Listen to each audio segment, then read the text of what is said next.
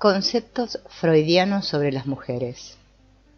Las ideas de Freud acerca de las mujeres se basaban en gran medida en las diferencias biológicas entre ambos sexos, por lo que han sido objeto de una crítica cada vez más intensa. Hay críticas sistemáticas e incisivas forjadas por autoras feministas como, por ejemplo, Miller y Sagan, que casi destruyen el edificio conceptual de la teoría freudiana. Aquí nos limitamos a presentar las ideas de Freud para que se entienda el sentido de los argumentos que plantean otros teóricos. Entre ellos, la envidia del pene, el deseo de un pene de la niña y el descubrimiento que carece de dicho órgano, representa una coyuntura decisiva en el desarrollo femenino. La revelación de la castración significa un viraje decisivo en el crecimiento de la niña. Son 3 los posibles derroteros que se siguen de este descubrimiento. El primero conduce a la inhibición sexual y la neurosis. El segundo a una modificación del carácter en el sentido del complejo de masculinidad y el tercero a la feminidad normal. Según Freud, esta teoría encierra importantes implicaciones para el desarrollo de la personalidad femenina. La envidia del pene persiste como un sentimiento de inferioridad, predisponiendo a la mujer a los celos. En la mujer madura, el deseo perpetuo de un pene, o don superior, se convierte en el deseo de un hijo, particularmente de sexo masculino, quien posee el anhelado miembro. Como no hay situaciones que obliguen a la mujer a renunciar definitivamente a los deseos edípicos causados por la angustia de la castración, el superyo femenino se desarrolla e interioriza en menor medida que el de los hombres. Freud afirmaba que las mujeres alientan la esperanza de obtener un pene algún día, a pesar de todo. Me resulta imposible sustraerme a la idea, aun cuando me cueste trabajo expresarla, de que para las mujeres el plano de lo que ha de tenerse por normal desde el punto de vista ético es diferente de la normalidad masculina. No debemos permitir que nos desvíen de tal conclusión las negaciones de las feministas, quienes parecen empeñadas en conferir a los dos sexos la misma posición y el mismo valor. Freud consideraba a las niñas como seres en los que las propensiones fálicas entrañaban gran importancia, pero que nunca podrían satisfacer, lo que las condenaba a tener sentimientos perpetuos de inferioridad y carencias. Sin embargo, pese a tales consideraciones, Freud confesó repetidas veces que nunca había comprendido a las mujeres ni la psicología femenina. Así insistía en el carácter tentativo de la imagen de la sexualidad femenina y sus vicisitudes que presentaban sus obras. Para Freud, la sexualidad de las mujeres no era sino una sexualidad masculina fallida, carente de rasgos o tendencias propiamente femeninos. Hoy se considera que este es uno de los aspectos más endebles de la teoría freudiana. Habida cuenta de este prejuicio básico, muchos de los asertos de Freud acerca de la naturaleza de la sexualidad y la psicología femenina parecen cuestionables. De hecho, algunos de los fenómenos que observó e intentó describir parecen mucho más aceptables cuando se les despoja de dicho prejuicio de la masculinidad fallida. En la mayor parte de los primeros textos psicoanalíticos se parte del supuesto de que la ausencia de pene en las niñas se traduce no solo en la envidia del pene del niño y en sentimientos de inferioridad, sino también en una inferioridad real, es decir, en cuanto a la percepción femenina de la justicia, curiosidad intelectual, capacidad de aplicar ideas con independencia de la aprobación de los varones, etc. Se desecha aquí la idea de que la envidia del pene sea un fenómeno clínico real y frecuente debido a que guarda una estrecha relación en la mente de muchas personas con el supuesto de la inferioridad femenina general. Tal supuesto resulta desafortunado, ya que, como señala Karen Horney, la envidia del pene puede ser una experiencia natural para las mujeres en la misma medida que la envidia del embarazo, del alumbramiento, de la maternidad y de la lactancia es una experiencia natural para los varones. Más importante aún, el experimentar envidia no implica necesariamente una inferioridad perpetua para la mujer. Más bien, la presencia de esa envidia puede significar, para decirlo con Horney, el enfrentar un complejo conjunto de sentimientos cuyo conocimiento y dominio son decisivos para el crecimiento y el desarrollo de un ser maduro y no por fuerza inferior. El primer biógrafo de Freud, Ernest Jones, fue uno de los primeros psicoanalistas en señalar que los lazos edípicos de las niñas tienen por origen una feminidad intrínseca e innata que atraviesa por un proceso de maduración propio. Asimismo, Jones explica que la angustia por la castración se origina en un temor básico a la pérdida de la sexualidad y representa una amenaza tanto para el niño como para la niña. Para ilustrar lo anterior, examinemos un concepto psicoanalítico tradicional que ha sido uno de los más debatidos entre los círculos feministas. En vez de eliminar la idea misma de la envidia del miembro viril, que no basta por sí solo para iluminar sus manifestaciones clínicas más frecuentes, podemos reevaluar la idea de que las mujeres se sienten inferiores como resultado de la envidia del pene, a fin de calar más hondo en las razones por las que algunas mujeres refieren sentimientos de inferioridad, especialmente en la adolescencia. Las críticas más recurrentes en los textos feministas indican que cabe revisar las observaciones freudianas de los sentimientos femeninos, mas no desecharlas aun cuando el origen al que se atribuyen dichos sentimientos no parezcan realistas. Después de todo, aprender a controlar de formas productivas los sentimientos de envidia o de inseguridad o de saberse diferente a los demás representa uno de los aspectos fundamentales del reto que significa el crecer. Dinámica, psicoanálisis, trabajo del sueño y angustia. Las ideas que habrían de convertirse en el psicoanálisis se gestaron durante años de dar tratamiento a los pacientes. En teoría, cuyos aspectos básicos introdujeron nuevas formas de analizar la conducta humana, se fundaba en unas cuantas premisas centrales. Una de estas era el papel clave que desempeña la angustia en la formación de las neurosis y de las conductas inadaptadas y repetitivas. La teoría psicoanalítica. Desde sus primeros escritos, la intención manifiesta de Freud era comprender mejor los aspectos de la vida mental que se presentaban más oscuros y en apariencia indisolubles. Por tal razón, dio en llamar psicoanálisis tanto a la teoría como a la terapia. Psicoanálisis es el nombre de un procedimiento para la investigación de procesos mentales que resultarían inaccesibles para otros medios. También es el nombre de un método basado en dicha investigación para el tratamiento de trastornos neuróticos. Y también es el nombre de un conjunto de datos psicológicos reunidos mediante los anteriores y que al acumularse dan lugar a una nueva disciplina científica. Freud consideraba que los materiales inconscientes se mantienen como tales solo a expensas de una inversión de energía libidinal continua y cuantiosa. Al acceder a estos materiales se libera una energía que el yo emplea para actividades más sanas. La liberación de materiales bloqueados puede reducir al mínimo las actitudes autodestructivas.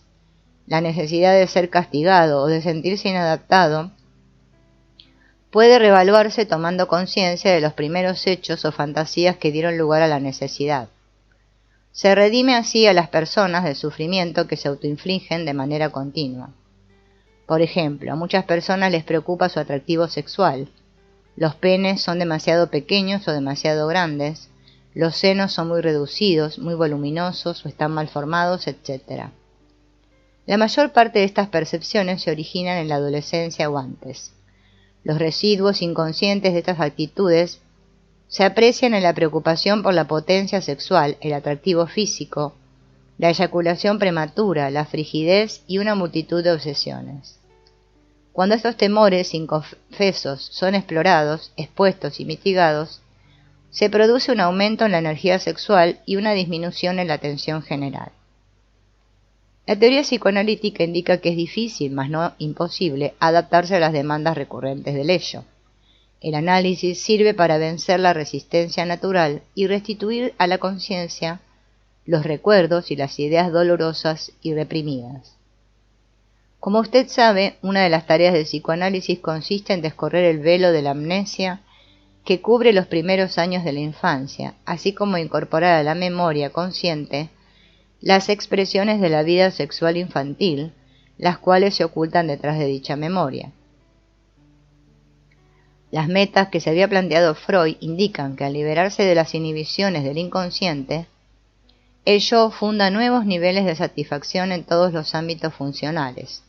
Así, la solución de las angustias enraizadas en las primeras etapas de la infancia libera la energía bloqueada o desplazada y se consigue una gratificación más realista y plena de las propias necesidades.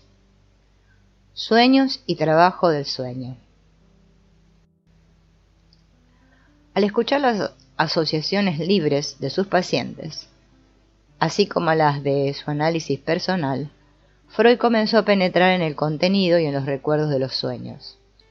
En la interpretación de los sueños se escribió acerca de la forma en que la psique utiliza los sueños para protegerse y satisfacerse.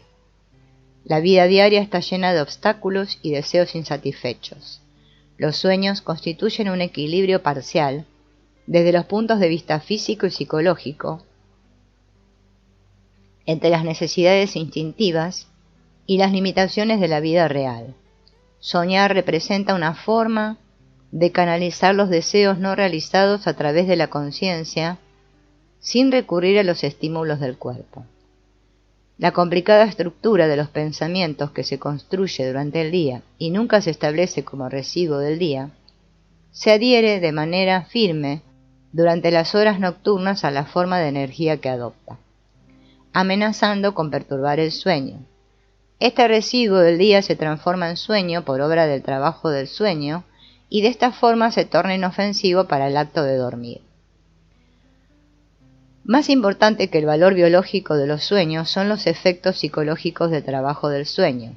Esta expresión alude al conjunto de operaciones que transforman las materias primas del sueño, estímulos corporales, residuos del día en sueños, a efecto de producir el sueño manifiesta.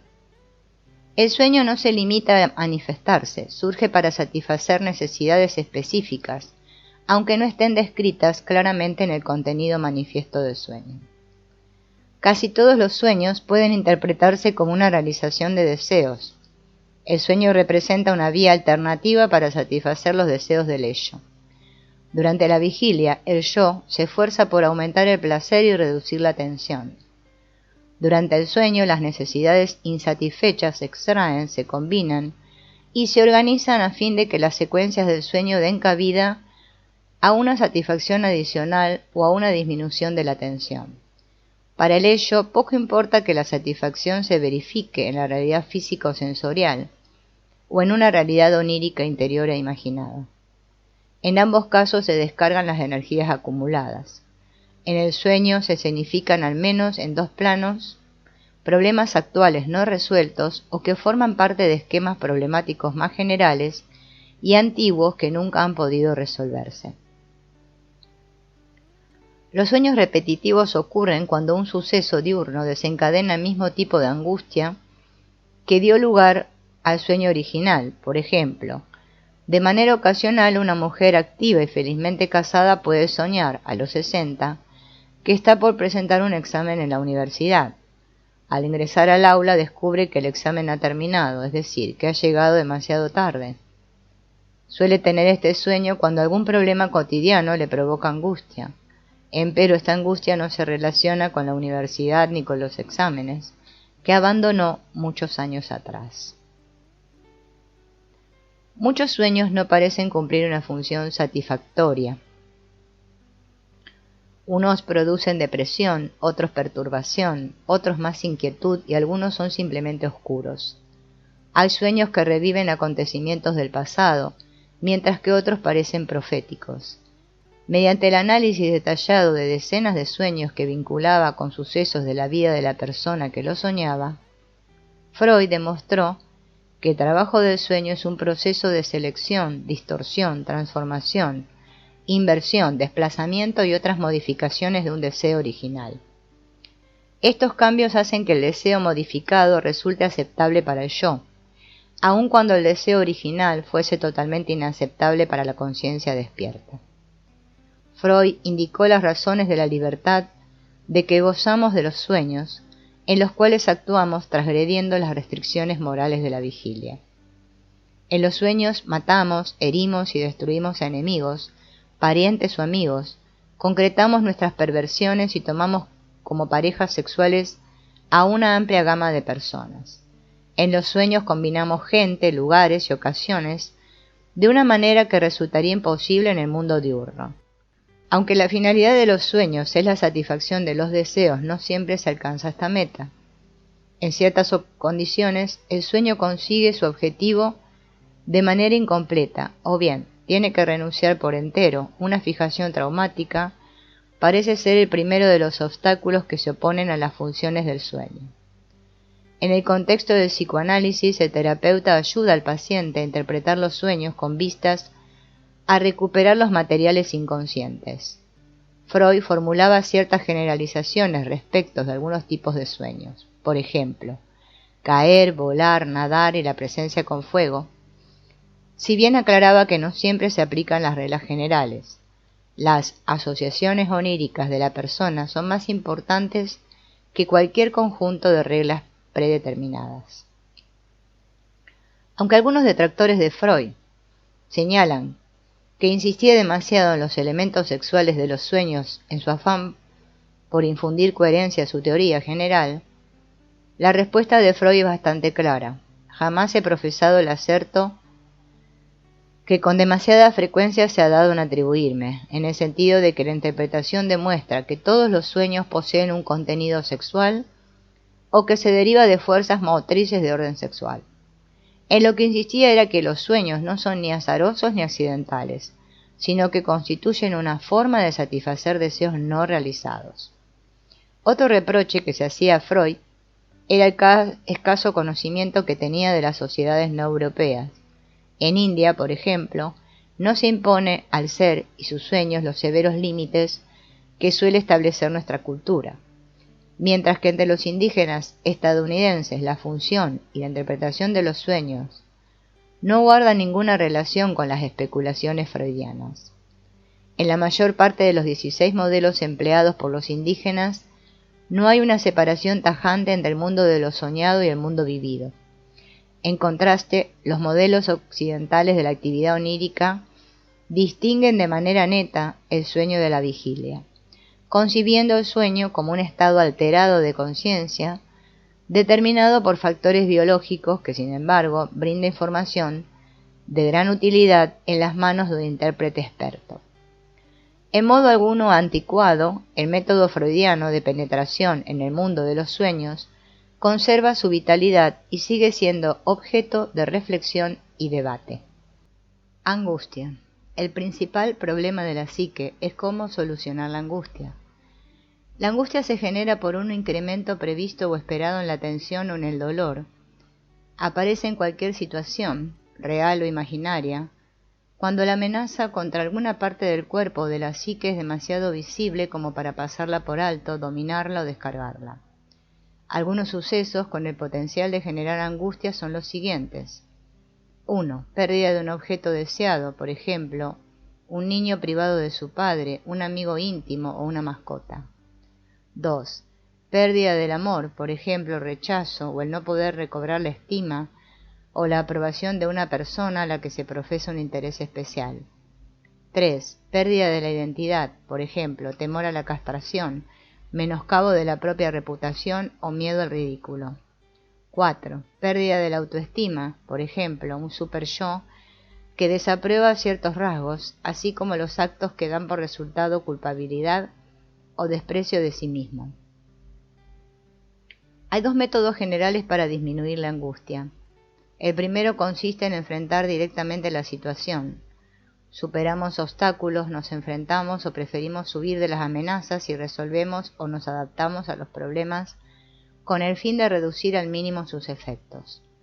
De estas formas nos esforzamos por eliminar las dificultades, por reducir las posibilidades de que ocurran y por disminuir la probabilidad de que se presenten en el futuro. Para decirlo con las palabras de Hamlet, nos armamos contra un mar de problemas y resistiendo los destruimos.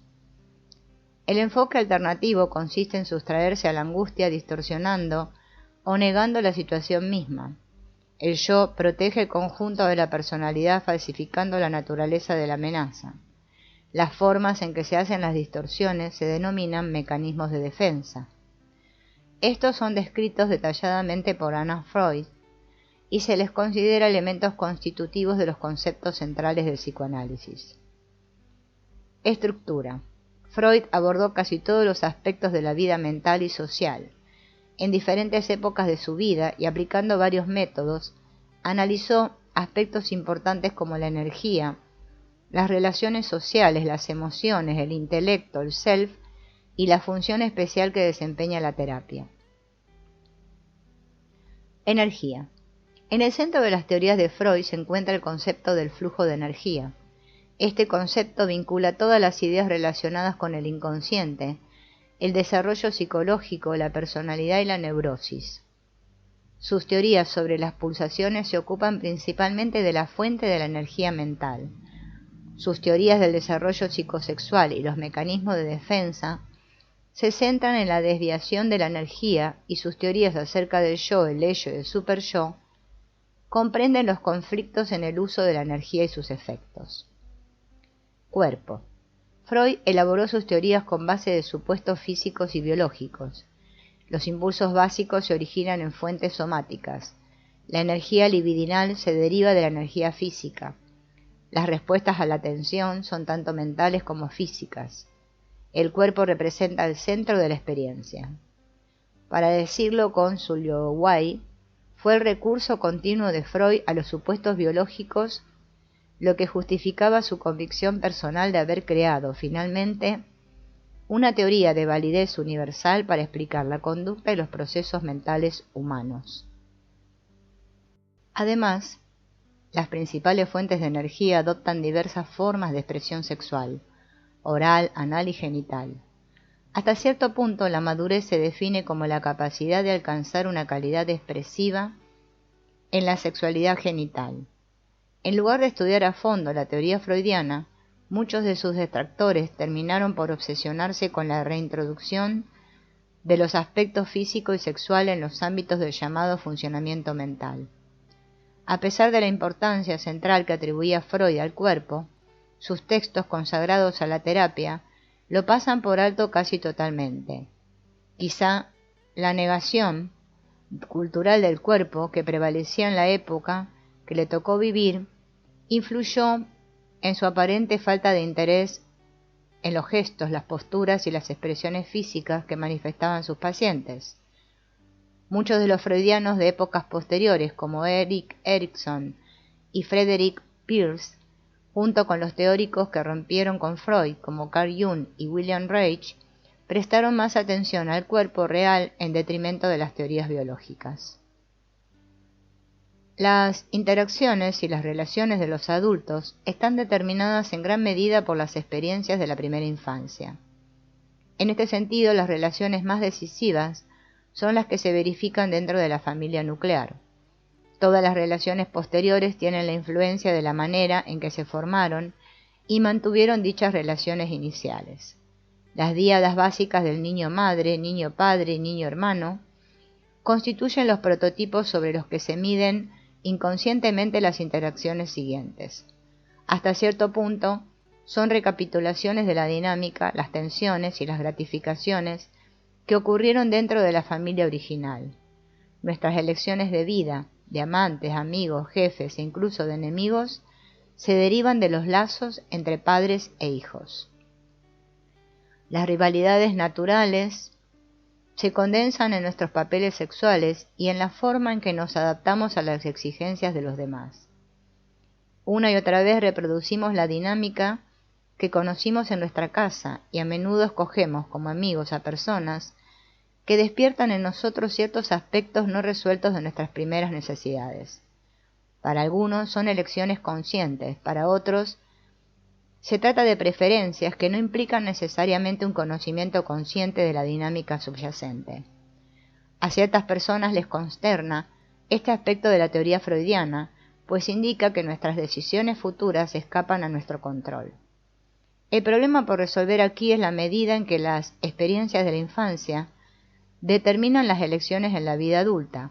Por ejemplo, uno de los períodos decisivos en el desarrollo de las relaciones se presenta durante la etapa fálica, cuando ambos sexos se enfrentan la primera vez sus crecientes sentimientos eróticos hacia los padres, con la consecuente incapacidad de satisfacer estas necesidades. De acuerdo con la teoría de Freud, aun cuando las complicaciones edípicas se resuelvan, esta dinámica sigue actuando sobre las relaciones de la persona. Las relaciones se establecen sobre la base de los efectos residuales de las intensas experiencias de la infancia.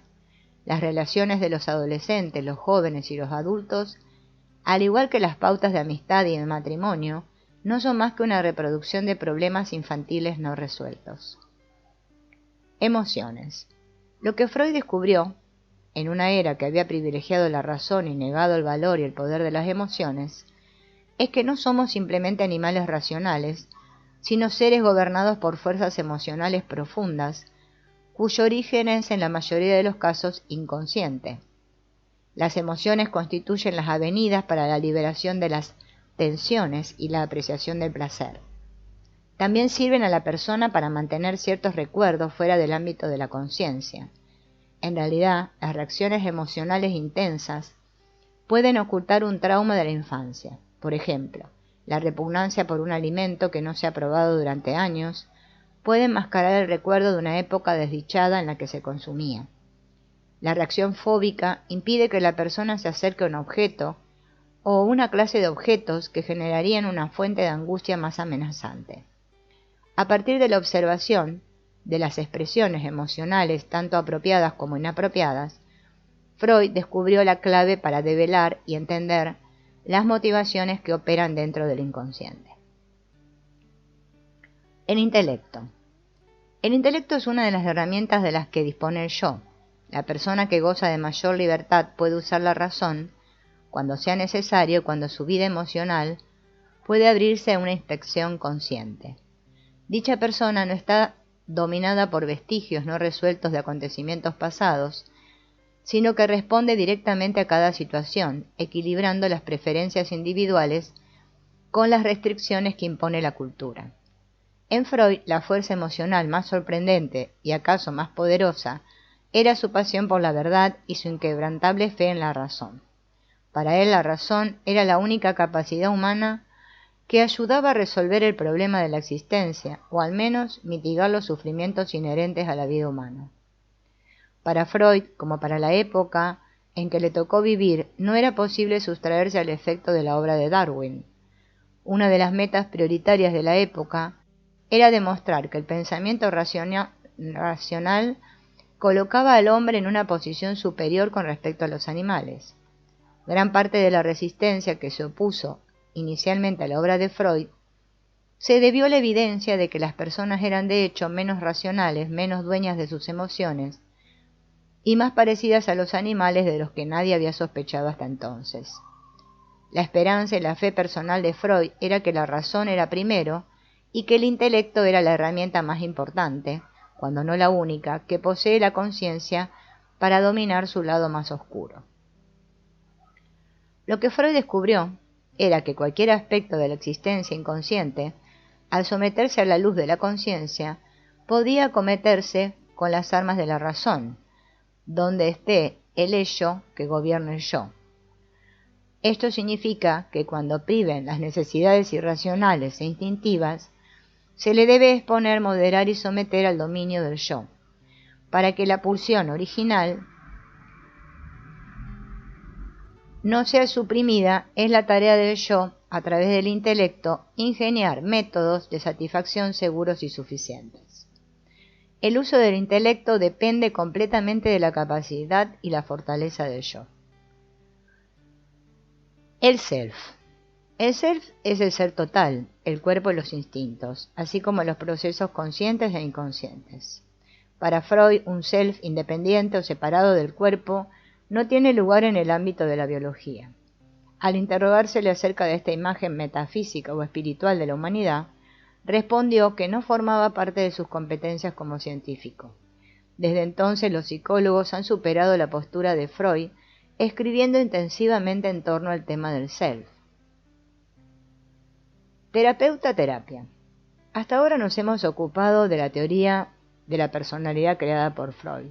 Sin embargo, el propio Freud participó en las aplicaciones prácticas de su obra, el psicoanálisis, cuyo propósito es ayudar al paciente a establecer el mejor funcionamiento posible del yo, habida cuenta de los inevitables conflictos que generan el medio externo, el superyo y las implacables exigencias instintivas del ello. Kenneth Colby, un antiguo maestro de analistas, describe el objetivo del procedimiento analítico. Al referirnos al objetivo de la psicoterapia, el término curación requiere definirse.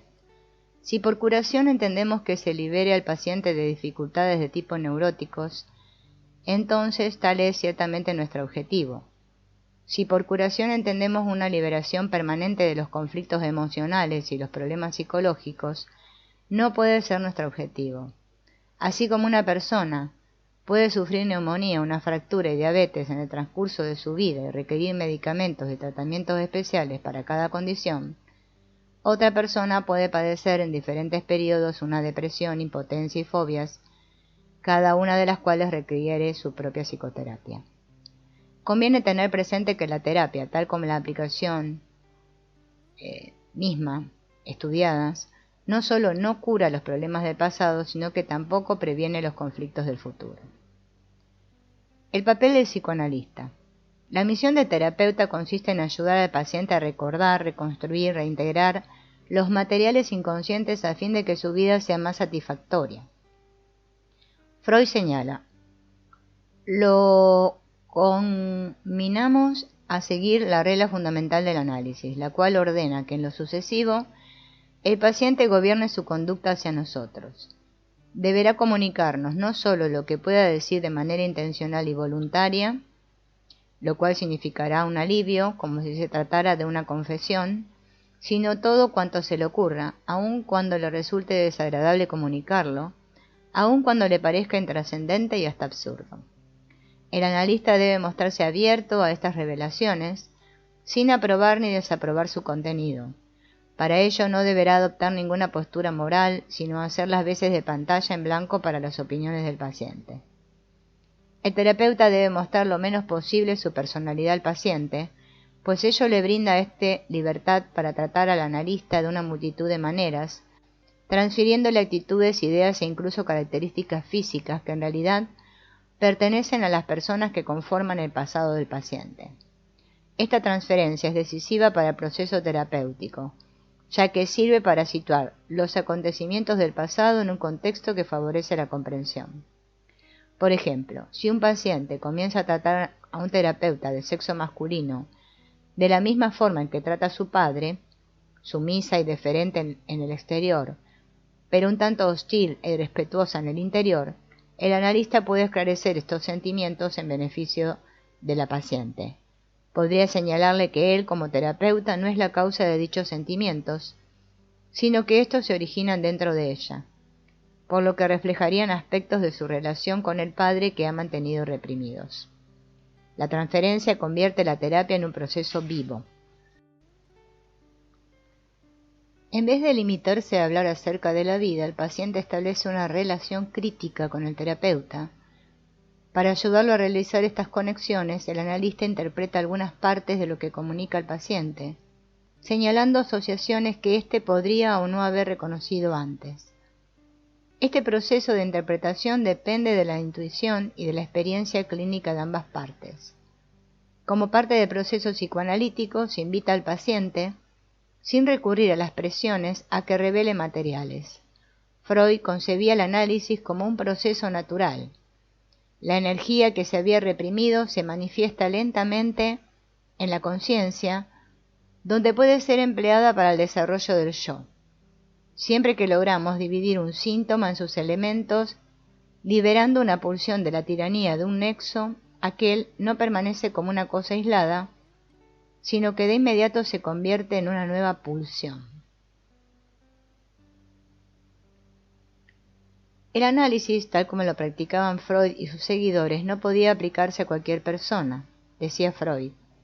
El campo de aplicación de la terapia analítica radica en las neurosis de transferencia, fobias, histeria, neurosis obsesivas y más aún en las anomalías caracterológicas que se han adquirido en el lugar de estas enfermedades. Todo lo que difiera de lo anterior, las condiciones narcisistas y psicóticas, resulta inadecuado en mayor o menor medida. Algunos analistas señalan que las personas que manifiestan un funcionamiento adecuado, cuya estructura del yo es saludable e íntegra, constituyen los mejores sujetos para el psicoanálisis. Al igual que cualquier otra forma de terapia, el psicoanálisis presenta limitaciones que han sido estudiadas desde todos los puntos de vista. Se le ha comparado favorablemente con el budismo, ya que ambos proporcionan formas de mitigar el sufrimiento humano. El psicoanálisis también se puso a prueba para verificar si podía resistir una evaluación desde la perspectiva marxista. Aunque Freud esperaba que el psicoanálisis sirviera para explicar todos los aspectos de la conciencia humana, rectificaba con amabilidad pero también con fuerza a quienes afirmaban que la psicoterapia analítica representaba una curación infalible. En realidad, el psicoanálisis es un método de tratamiento como cualquier otro.